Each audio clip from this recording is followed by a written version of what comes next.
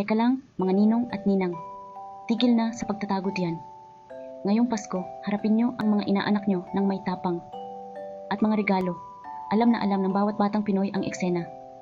Pagsapit ng Pasko, bigla na lang, poof, naglalaho na, parang bulas sina ninong at ninang. Undercover agents ba sila? Hindi iniiwasan lang ang pamimigay ng regalo. Isipin nyo to, nasa family reunion kayo.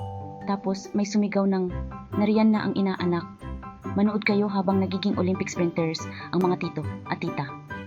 Parang tradisyon na nga yung extreme hide and seek. Pero hoy, mga ninong at ninang, nakikita namin kayo. Nagtatago sa likod ng kurtina. Nagkukubli sa mga Christmas decorations. Galing ng diskarte Kaya, ngayong Pasko, subukan naman natin ang bagong tradisyon.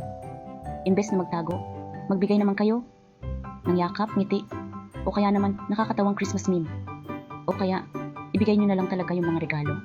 Tandaan, ang Pasko ay panahon ng saya, pagmamahal, at tawanan. Gawin nating memorable, hindi marathon. Maligayang Pasko sa lahat.